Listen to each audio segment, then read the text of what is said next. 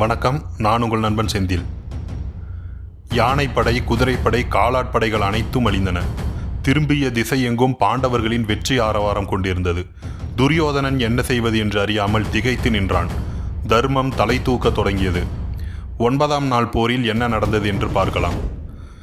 பீஷ்மர் 9ஆம் நாள் போரில் புதுமுறை அணிவகுப்பை மேற்கொண்டார். துரியோதனனை களத்தின் நடுப்பகுதியிலும், அலம்புசன் என்னும் அரக்கனும் பகதத்தனும் முன்னணியிலும் சர்வதோபத்திரம் என்ற முறையில் படைகளை நிறுத்தினார்.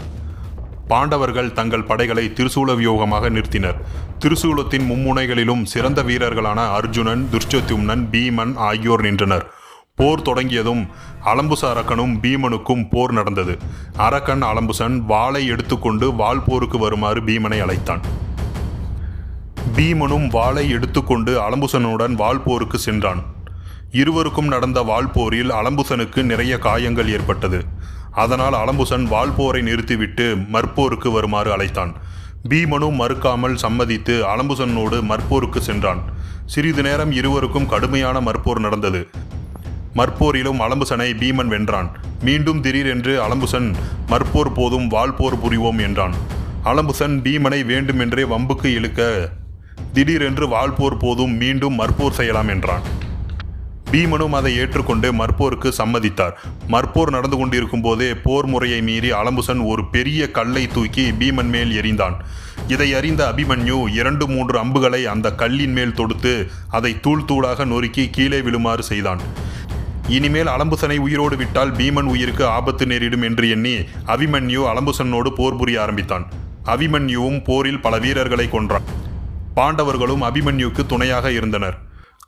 அபிமன்யுவிற்கும் அலம்புசனுக்கும் பெரும் போர் நடந்தது. மாயாவியான அலம்புசனின் அனைத்து மாயங்களும் அபிமன்யுவிடம் தோற்றது. எங்கும் இருள் சூடும்படி அம்பு மலை பொழிந்தான். அபிமன்யு மாற்றுப்படையில் மாயை விலக்கி அலம்புசனை தாக்கினான். அபிமன்யு எறிந்த அம்பு அலம்புசனின் மார்பில் பாய்ந்தது. அலம்புசன் உடனே மயக்கமடைந்து கீழே மாண்டு விழுந்தான்.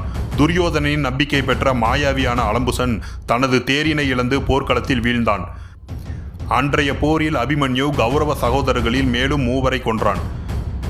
பின்பு சாத்யகிக்கும் அஸ்வத்தாமனுக்கும் போர் நடந்தது. இருவரும் சரிசமமாக போர் புரிந்தனர். அஸ்வத்தாமன் எய்த அம்பு சாத்யகியின் தேரின் சக்கரத்தை முறித்தது. பதிலுக்கு சாத்யகியும் அஸ்வத்தாமனின் தேர்கொடியை அறுத்தான். அதனால் சினம் கொண்ட அஸ்வத்தாமன் சாத்யகியின் குதிரைகளை காயப்படுத்தினான். அடுத்து துரோணரும் அர்ஜுனனும் போரில் ஈடுபட்டனர். அர்ஜுனன் போரில் துரியோதனனுக்கு துணையாக வந்திருந்த 10,000 அரசர்களை தோற்கடித்தான். அதனால் பீஷ்மர் அர்ஜுனன் மீது கடும் சினம் கொண்டார். சினம் கொண்ட அவர் தன் படைகளை அழைத்து சென்று போர் புரிய ஆரம்பித்தார். பின்பு பாண்டவர்கள் ஒன்று சேர்ந்து பீஷ்மரை எதிர்த்தனர். ஆனால் பீஷ்மரை போரில் வெல்ல முடியாமல் வருந்தினர்.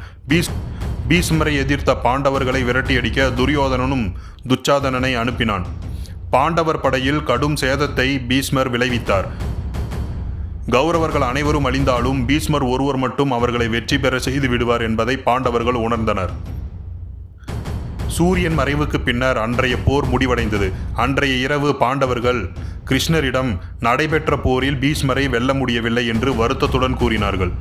பிறகு பீஷ்மரை வெல்வது குறித்து பீஷ்மரிடம் கேட்க முடிவெடுத்து அவர் இருக்கும் இடத்திற்கு சென்றனர். பீஷ்மர் அனைவரையும் அன்புடன் தழுவிக்கொண்டார். பிறகு அர்ஜுனன் பீஷ்மரிடம் போர் தொடங்குவதற்கு முன்பு உங்களுக்கு வெற்றி கிடைக்க வேண்டும் என்று வாழ்த்தினார். ஆனால் தங்களை வென்றால்தானே எங்களுக்கு வெற்றி கிடைக்கும், தங்களை வெல்வது எப்படி என்று கேட்டான். பெண்ணாக பிறந்து ஆணாக மாறிய சிகண்டியை என் முன் நிறுத்தி நாளை என்னுடன் போரிடுங்கள். சிகண்டியின் முன்னால் என் ஆயுதம் பலனின்றி போய்விடும்.